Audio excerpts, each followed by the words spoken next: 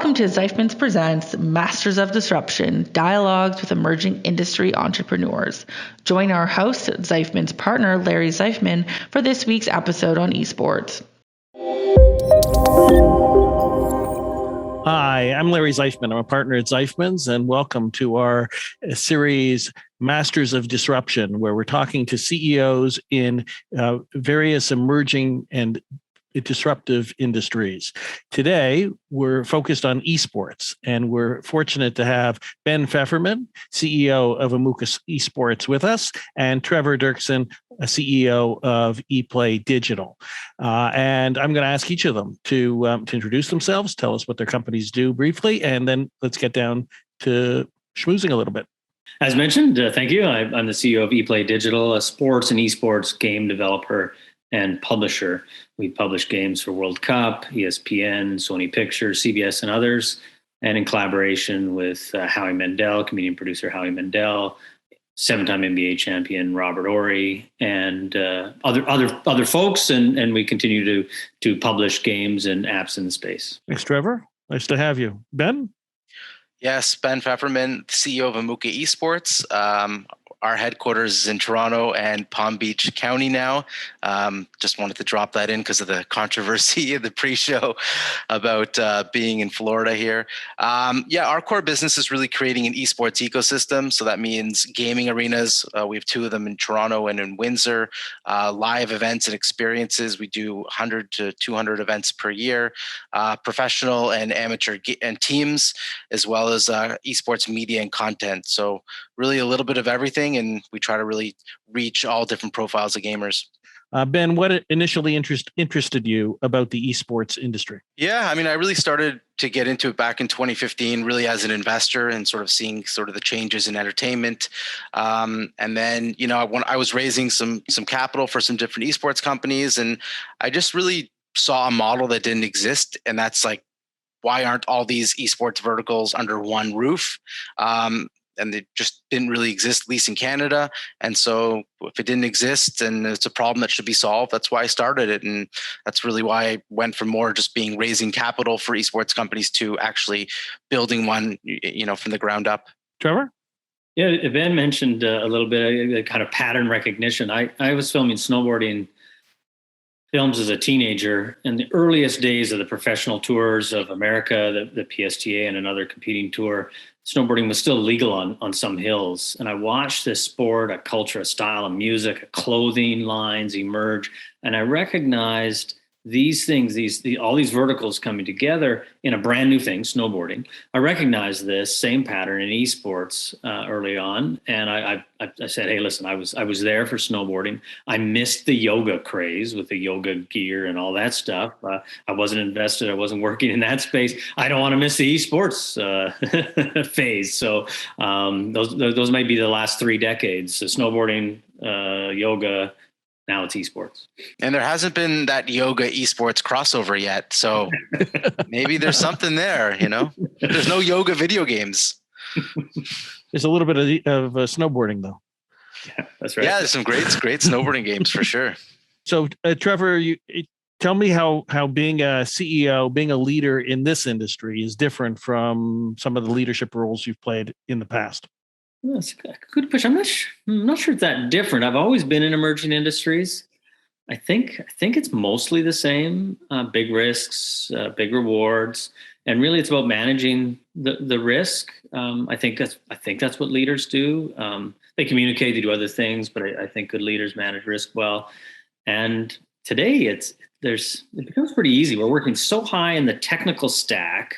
There's so much to build on, so many tools, so many legacies to build on. Not just my experience, but like everything else that we've done collectively, and we can share, and how technology enables that. What I've learned, I think Hollywood's learned it as well. It's easier to make another Fast and Furious movie than to start a new franchise and building on the franchise. So when you think about building something new, it's worth investing in and inventing new franchises, but it's kind of also worth building on all that legacy, all those tools, all that technology that already exists for us. How about any distinction between you were doing 2D films in the snowboarding space? How is esports with augmented reality different? Yeah, it's smart. I think so. I'm based in LA, and we don't always call it 2D. We often call it linear content. So that's what we watch on TV or a movie screen. And linear content producers are everywhere around me here in Los Angeles. And not all of them are going to be able to transition to maybe interactive or 3D or AR and VR. The distinctions between those may not be that important. But, I think that's a big difference is linear storytelling versus something that isn't linear. Ben, Amuka has a portfolio of different esports related businesses. Share with us how you developed that portfolio. Yeah, so it really started with having a physical hub. So that meant we went out, we acquired a gaming arena in Toronto, and then really getting all those parts. So we really grew initially through acquisition. That's how we built our team up very quickly. And now at this point, we're not really doing as many deals. We kind of have the brain trust and manpower to be able to launch new initiatives. And we're still going to announce another small acquisition soon. But overall, we kind of have the pieces. I do want to just touch on one of the things with Trevor is what's some of the differences. Culture is so different with esports. Everything you do in this industry is like you have to walk on eggshells. Like anything could trigger somebody, anything could offend somebody. And I think it's not really an esports thing. It's a today thing. It's running a business in the entertainment industry today, understanding our demographics, our culture, and having to be extremely, extremely sensitive to, every possible group. Do you think that that's specific to the demographic that you're targeting? 100%. The PGA does not have to deal with any of these issues. The older it is, I see the less problems there are, and the younger the sport is.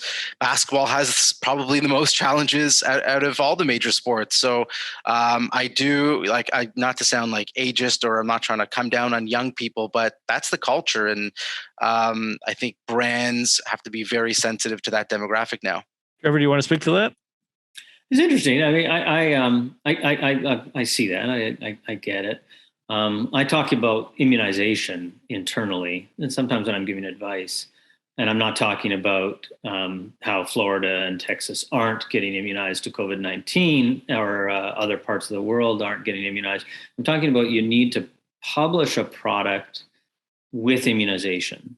And so how do you immunize yourself against criticism, against trolls, against whatever it is? The blue check marks on Twitter. And there's various ways to do that. And figuring out how to immunize yourself it's important. Apple and Google were not going to allow us to publish a game about germs in April 2020. They didn't want to do that. Even though Howie Mandel was involved. But it took them a couple of weeks and a little bit of understanding that a comedian has some latitude. I mean, a lot of comedians would complain they don't have the latitude that they used to have, whatever like that. But a comedian has more latitude than a CEO does. A comedian that happens to have germophobia and is well known, it's part of his brand, has more latitude. And so communicating that with a big company like Apple through their processes, and that wasn't easy, but it was, we had immunized ourselves. It's funny to talk about that in a game about germophobia, immunized ourselves to allow us to have fun with germs, even during a pandemic. So yeah, it's complicated, and building up immunization against trolls, against Steve Bannon's buddies, is something that some of us have to do. Ben, I think there's no doubt that COVID-19 has turbocharged the growth of esports. People spending a lot of time at home, in front of their screens. But what in your opinion, will the industry look like post-COVID? esports pre-COVID was nerdy. These like weirdos who go on stage and play and compete and blah, blah, blah. And I think what COVID did was it really changed everything. All of a sudden you have the NBA does their NBA 2K players tournament. And then when you see Kevin Durant playing NBA 2K online in a tournament, that's cool. When you see other football players, Austin Matthews, Mitch Marner, all these guys who are really into gaming, all of a sudden it's cool. And to the point, I've read many articles that NHL scouts and recruiters do not want any hockey players that play Fortnite anymore because it's like a detriment to their professional career. That's how much it's come into the culture. So now all of a sudden, all these athletes and all these musicians, The Weeknd, Drake, they're all owners in esports teams. So they're bringing it to the limelight, and people now see it as cool. And I think that's really that. I think it was a tipping point in the image of the industry. And then when all the sports were shut down, hey, guess which league is still able to operate online and finish the season out? Call of Duty League, right? So among other esports. So I think those are the factors that really made those distinctions for everybody. Ben, what was the biggest hurdle you ran up against in building Amoka Esports, and how did you address it? Yeah. No one knows how to make money in the esports industry because it's new and it's constantly changing. So where do you put your efforts in? Is it teams? Is it leagues? Like there's no playbook. It's not like manufacturing cars where you have 100 years of research that you could look at in case studies.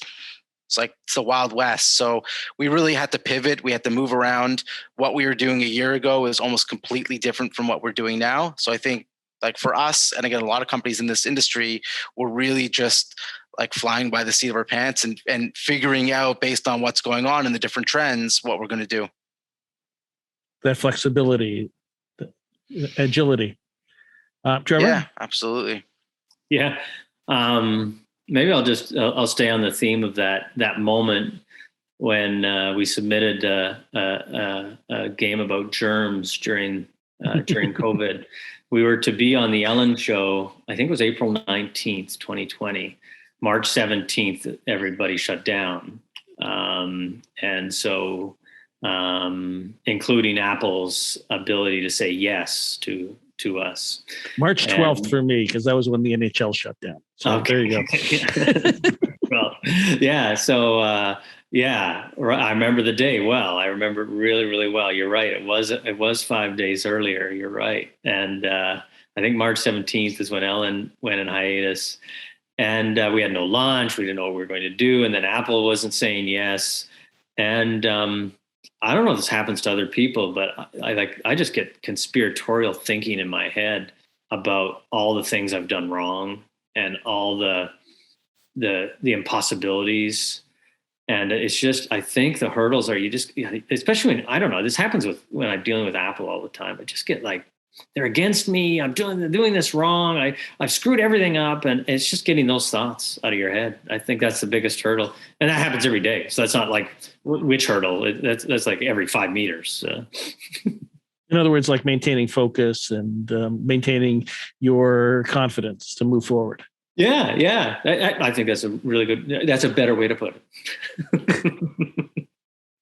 Okay. Trevor, what would be the number one piece of advice you would give somebody just starting out in the sports space? I think insatiable appetite for learning. You're just learning all the time. And if you've got an insatiable appetite for learning, I think you can keep going, from one day to the next, from one hurdle 5 minutes away to the next hurdle, another 5 minutes away. Ben?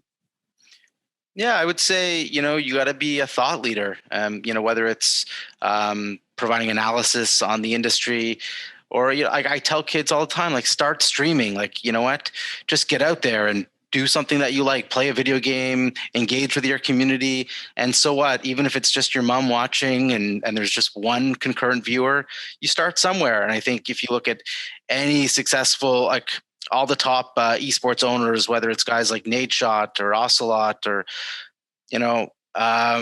FaZe Banks, they all started as streamers, content creators, or players. So if you can't be a pro player, get out there, create content, and provide thought leadership for the industry. What's the one trait that you feel is needed most to be an entrepreneur? Just no fear. Like there's so many times you're going to get no. Just can't be afraid to hear no. You just have to keep going. And I just don't be sensitive. Like, you can't please everyone. You got to just be laser focused on what you want to do, your vision. And sorry if I'm speaking in too many hockey cliches, but like, give it 110%, keep those legs moving, all that good stuff. I'll never complain about too much hockey.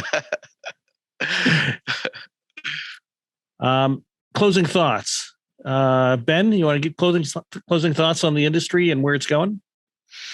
Yeah, I think if you look at esports and kind of compare it to traditional sports, the average age in the PGA is in the 60s, and the NFL it's in the 50s. So where's that younger demographic going? What are they doing? And it's esports. And I think everyone now gets it. All the big banks get it. All the automakers get it. Every brand knows that they have to have an esports strategy. So if you're a small, medium-sized company, listening to this podcast, yeah, you really got to ask yourself, how am I going to reach that demographic that doesn't watch TV, that doesn't really listen to music, that doesn't watch movies? They're gaming, and they're a 2 and 3 screen type of audience.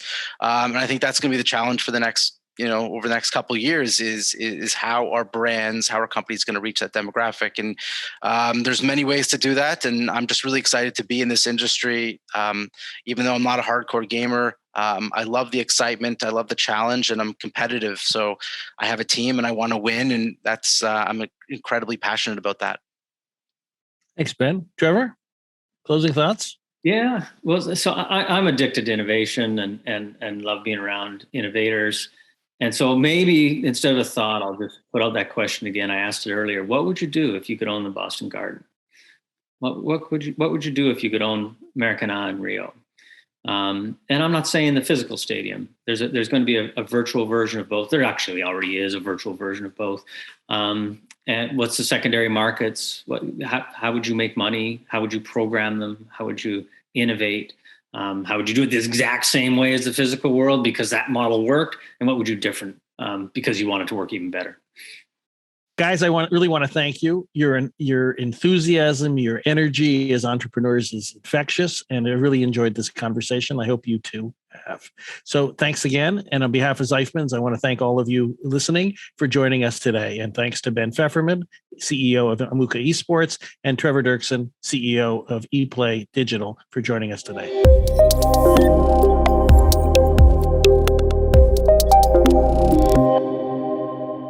You've been listening to Masters of Disruption. Join us for next week's episode on cannabis, where we sit down with guest Bradley Moore, CEO and Director of Cannabis Applications Corp., and Victor Mancebo, CEO and Director of TheraTrue. If you have questions or want to learn more, contact us direct at info@zeifmans.ca.